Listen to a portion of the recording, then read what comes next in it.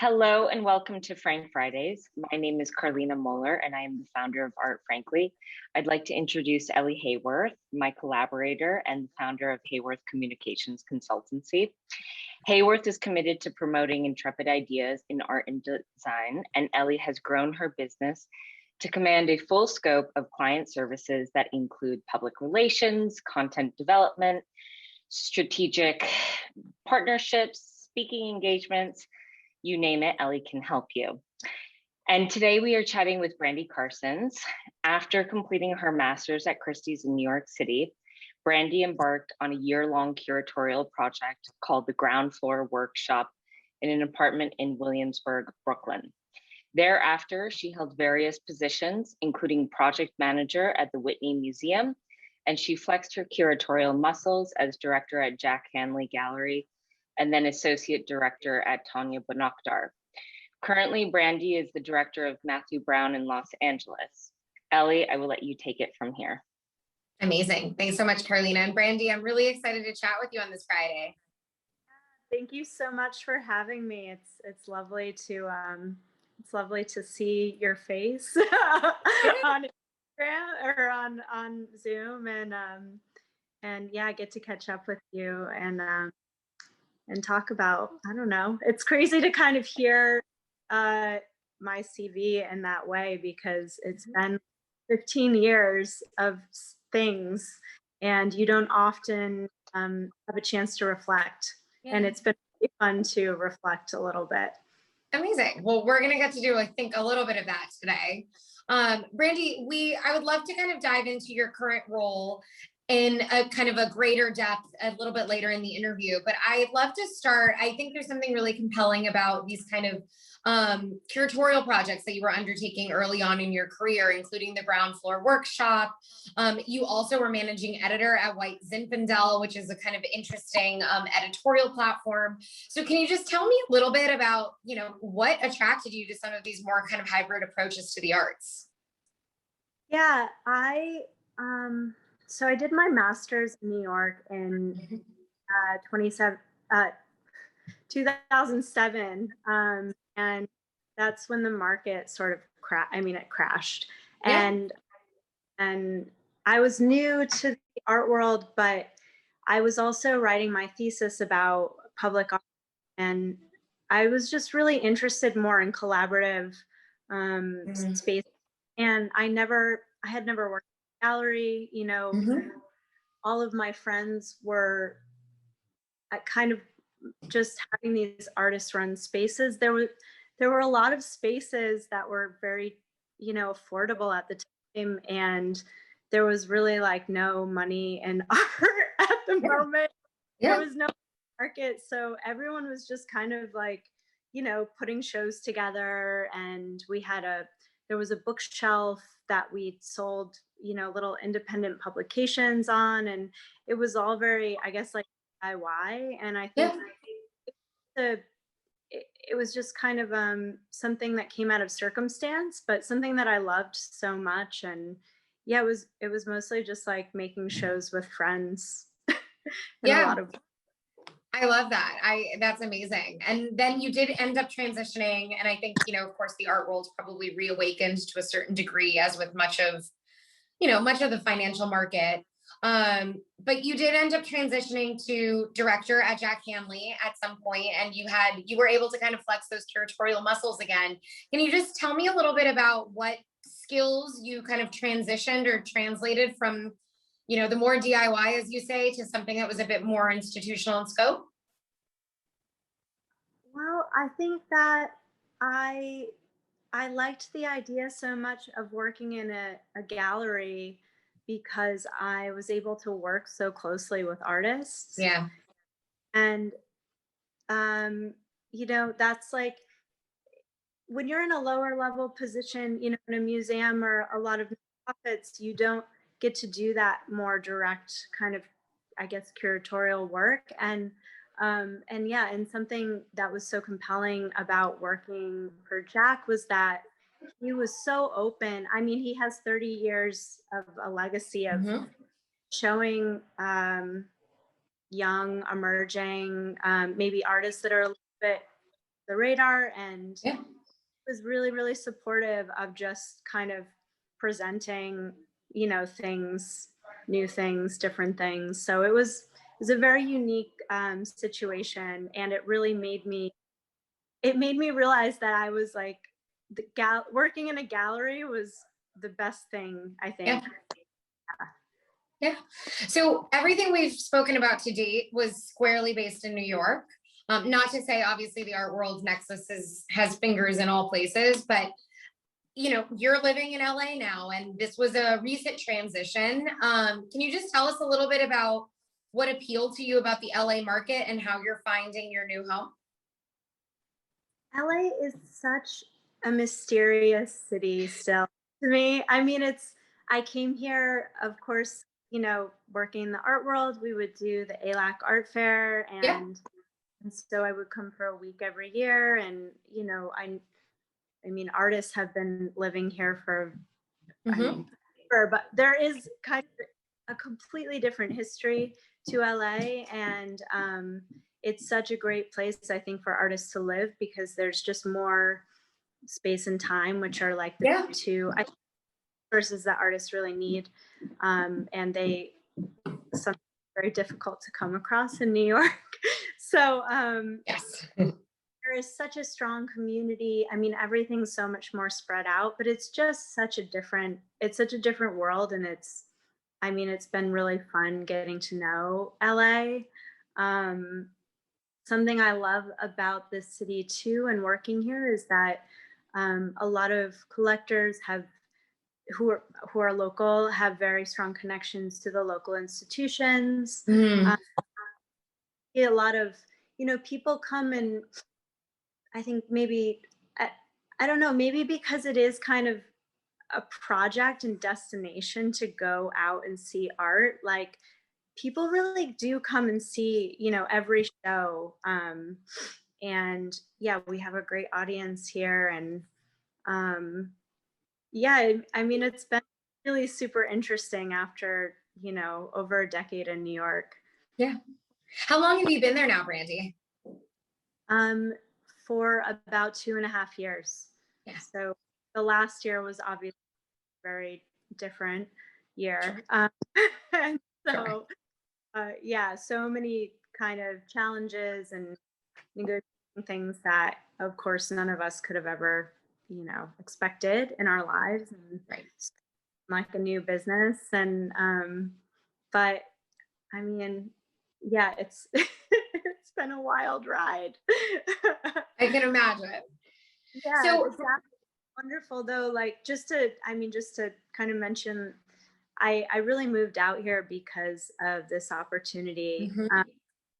And yeah, it was an idea, and it was so compelling. I worked as director for Matthew Brown, and his vision, even before the gallery was built, and the artists that were kind of on board. And I mean, the whole thing just, yeah, it was kind of an easy decision in a way too. yeah, no, that's incredible. I think, Brandy, we've obviously been corresponding for a while now, and it was probably, we're starting to return to a certain level of normalcy. But I think when we had first kind of been connected, we were certainly still quite in the midst of the pandemic, and, things were just starting to reopen.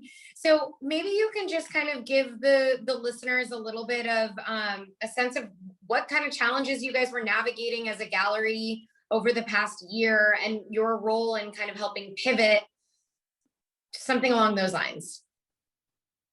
Well, LA was kind of unique in that I mean, I don't know how it was in other places actually, but we were able to reopen last June. Okay. And we were closed, I guess, from March until June, which Okay. in the grand scheme of things, that I felt we were very lucky to be able to do that. Yeah.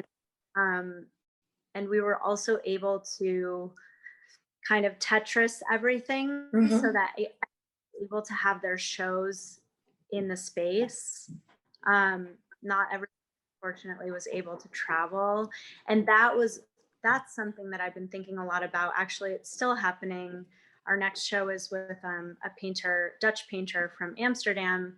And it's particularly challenging to, really install a show without an on site, help artists connected to the exhibition that they so hard to put together. Vin Simonetti, her show is on view with us right now, and she spent, the better part of a year and a half making this beautiful body of work.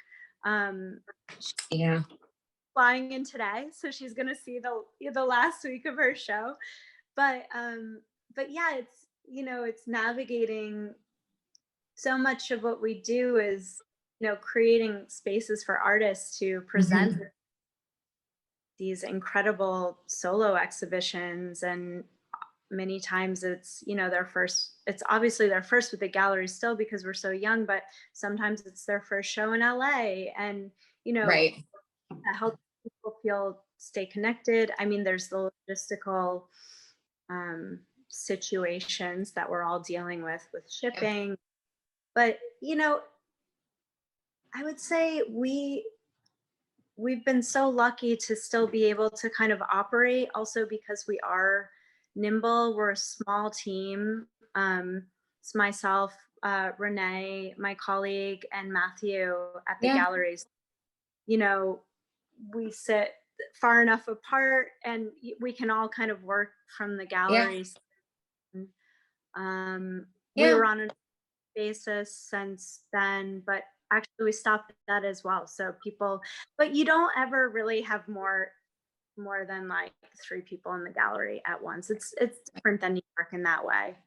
And people are very kind of, they're relaxed. They'll wait outside if they need to. So, I think we were really lucky in that we were able to continue with some semblance of, a normal operation. Normal, obviously not what it is. Sure. Within reason. I think our definition of normal has shifted forever.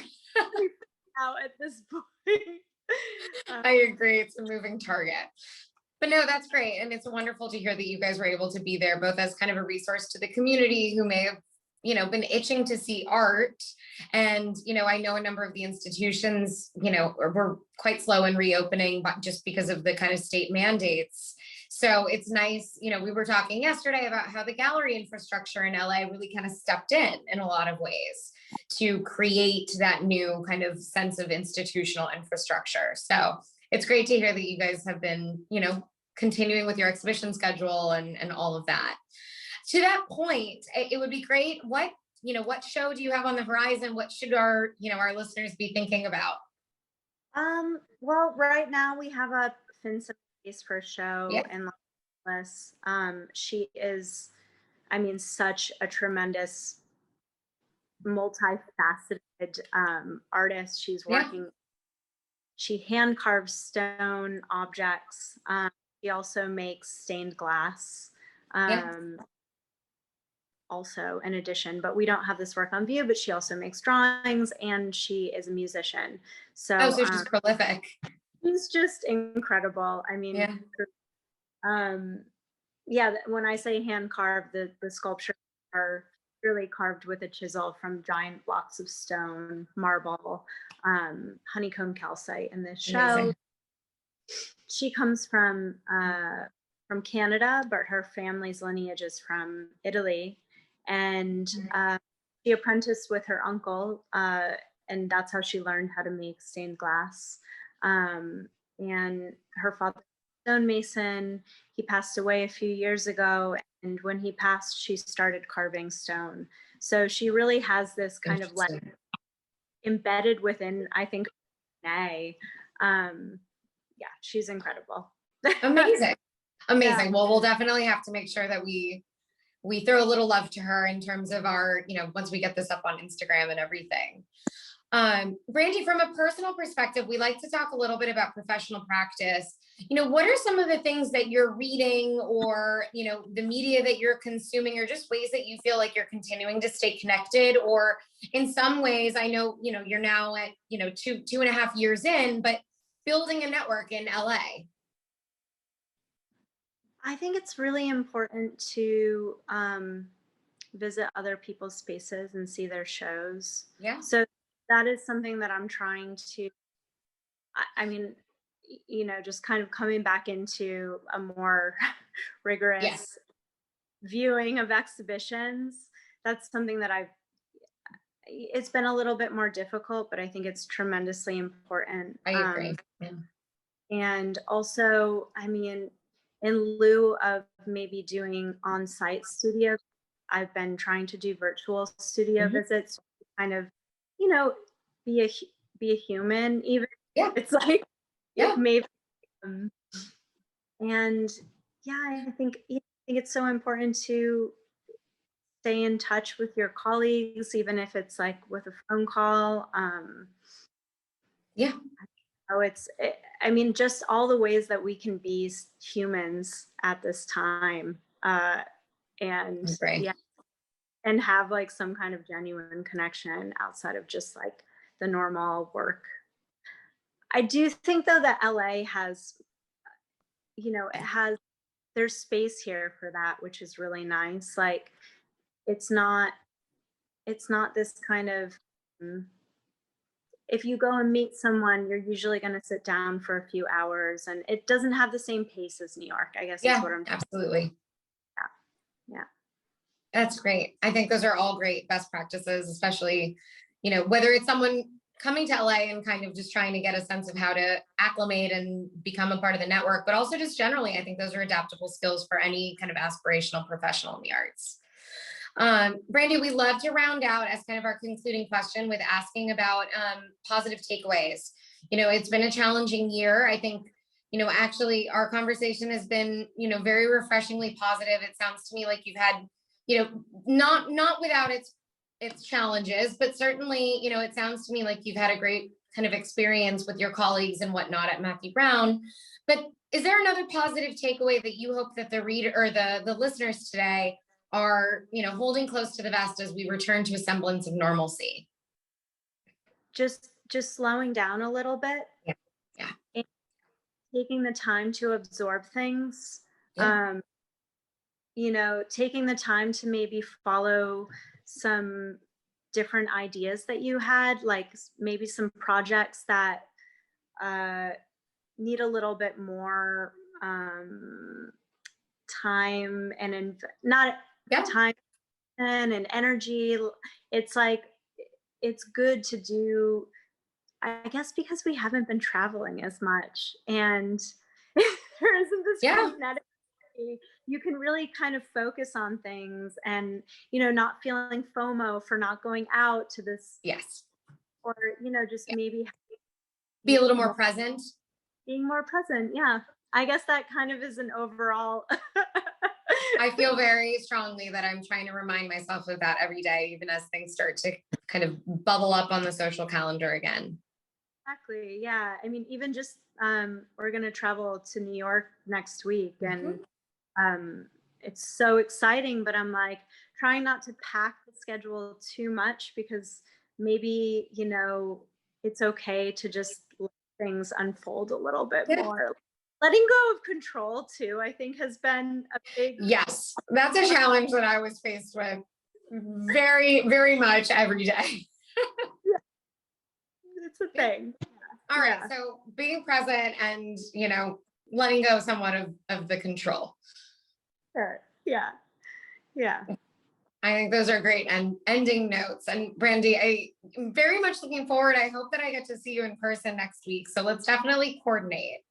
Yeah, for sure. It would be very fun. Having me. This has been a real pleasure. No, we loved it. So thanks so much for chatting with us.